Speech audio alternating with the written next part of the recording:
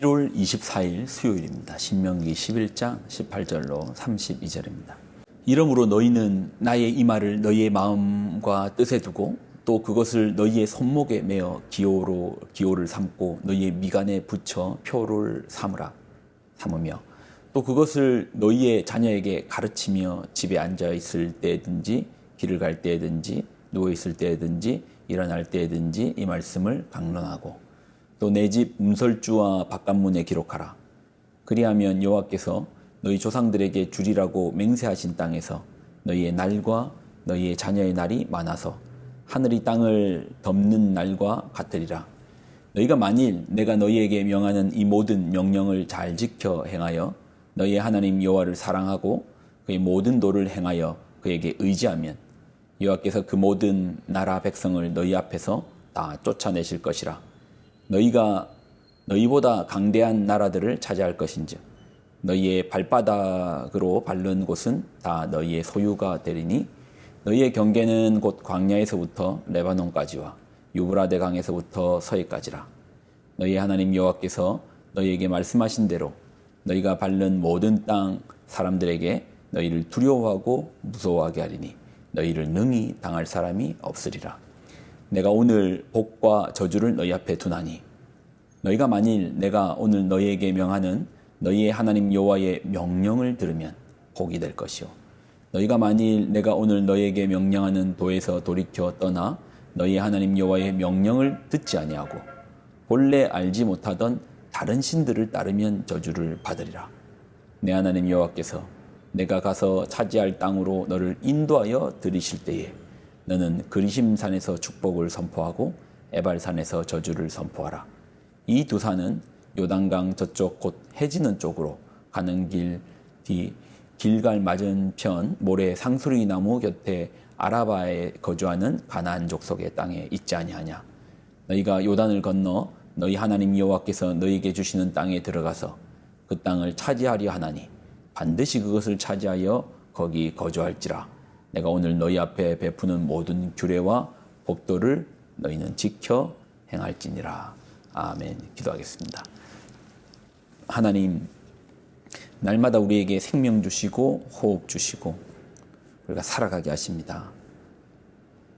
이 모든 것이 은혜입니다. 우리가 말씀으로 살아내는, 그래서 호흡만 가지고 있는 육체적인 생명이 아니라 영육이 강건하여 주님 자녀다운 삶을 사는 우리 되게 하여 주옵소서. 영광을 드립니다. 예수님의 이름으로 기도드립나이다. 아멘. 이스라엘 백성들이 출애굽을 합니다. 그리고 하나님께서 명령하신 신의 산, 약속의 산, 호렙산 같거든요. 신의 산, 약속의 산, 호렙산, 하나님의 산, 신의 산, 하나님의 산, 호렙산 같습니다. 그러니까 6월절을 경험하고 약속의 땅까지 가는 여정이 약속의 땅이라네요. 호렙산까지 가는 여정이 50일 정도가 됩니다. 자, 그리고 그 여정 가운데 홍해를 만나니까 이스라엘 백성들이 어떻게 합니까? 여기서 죽이려고 그러냐? 불평합니다. 마실 물이 없다고 우리를 여기서 죽이려고 그러냐? 불평합니다. 먹을 게 없다고 만나 달라고 불평합니다. 고기 없다고 불평합니다. 불평 말도 못합니다. 이런 불평천지의 이스라엘을 통치는 아니죠. 인도하는 모세가 얼마나 지쳤겠습니까? 이러한 모습을 모세의 장인 이드로가 보니까 이러다 사위 죽겠는 거예요. 그래서 1000부장, 100부장, 50부장, 10부장을 세우라고 권면합니다. 그런데 하나님께서 그렇게 불평을 하는 이스라엘 향하여서 시내산까지 가는 여정 가운데 그렇게 불평을 많이 하거든요. 근데 하나님께서 혼을 내시지 않습니다. 야, 뭐 그렇게 불평이 많냐? 너 이렇게 불평이 많냐? 너희가 홍해 앞에서 나 불평했지? 나 아무 말도 안 했어? 그리고 너희 도와줬지? 물이 없다고 해가지고 내 물 마시게 해줬지? 그런데 이제 먹을 거 없다고 또 불평해? 너 어떻게 그럴 수 있냐? 그렇게 혼내지 않습니다. 아무 말씀도 안 하시고 만나를 주시고 메추라기를 주시고 혼내지 않습니다. 그런데요, 재밌는 게 있습니다. 이스라엘 백성들이 시내산에 도착한 후에 그리고 그들에게 하나님께서는 말씀을 주세요. 10계명과 하나님의 법이거든요. 출애굽기 20장이 10계명이고 21, 22, 23장이 일종의 하나님 백성으로 하나님 자녀로 살아가는 법을 주시는 거예요. 10계명을 먼저 주시고 또 하나님 법을 주시는 겁니다. 그러니까 20장부터 출애굽기 20, 21, 22, 23장까지 하나님 말씀을 주십니다. 자, 그리고 24장에 이스라엘 백성들이 하나님 말씀으로 살겠다고 피의 언약을 맺어요. 이 장면이 참 중요하거든요. 출애굽기 24장 5절로 8절 이스라엘 자손의 청년들을 보내어 여호와께서 서로 번제와 화목제를 드리게 하고 모세가 피를 가지고 반은 여러 양푼에 담고 반은 제단에 뿌리고 언약서를 가져다가 백성에게 낭독하여 듣게 하니 그들이 이르되 여호와의 모든 말씀을 우리가 준행하리이다. 하나님의 말씀인 20장, 21장, 22장, 23장의 말씀을 백성들이 듣고 어떻게 했습니까? 우리가 이 말씀대로 준행하겠다, 행동하겠다, 약속을 해요. 근데 약속으로 끝나지 않고 8절에 보면 모세가 그 피를 가지고 백성에게 뿌리며 이르되 이는 여호와께서 이 모든 말씀에 대하여 너희와 세우신 언약이니라. 언약의 피니라. 그러니까 피의 계약을 맺는 겁니다. 어떻게 하겠다? 주님 주신 말씀대로 살겠습니다라는 피의 계약을 맺습니다. 자, 물어보겠습니다. 이 이후로부터 그러니까 이 언약을 체결한 이후로부터 이스라엘 백성들이 이 말씀에서 어기는 거예요. 말씀에서 벗어나는 겁니다. 하나님에 대하여서 불평합니다. 그러면 하나님 혼내실까요? 혼 안 내실까요? 앞에는 혼 안 내셨는데 그런데 이 언약을 체결한 다음부터는 혼을 내십니다. 이게 무슨 말인 줄 아시겠습니까? 약속을 한 이후부터는 하나님께서 그 약속에 대하여 책임을 물으신다는 거예요. 우리가 하나님 자녀가 되어 언약의 백성이 되었습니다. 예수님 모를 때야 외인이었죠. 바깥 사람이었죠. 하나님하고 상관없는 자였습니다. 그런데 하나님의 자녀가 된 이후로는 우리가 하나님 말씀에서 벗어날 때 그때는 하나님께서 혼을 내세요. 아버지시니까 혼내는 게 당연하지 않겠습니까?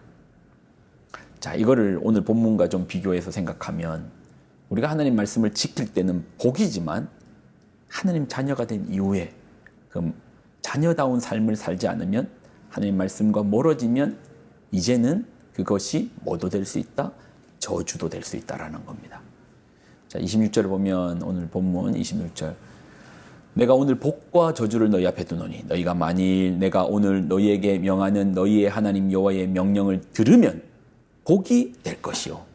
자녀가 자녀다운 삶을 살면 복이 될 것이고 근데 하나님 자녀가 자녀답지 못하게 살면 28절 너희가 만일 내가 오늘 너희에게 명령하는 도에서 돌이켜 떠나 너희의 하나님 여호와의 명령을 듣지 아니하고 본래 알지 못하던 다른 신들을 따르면 뭐 된다?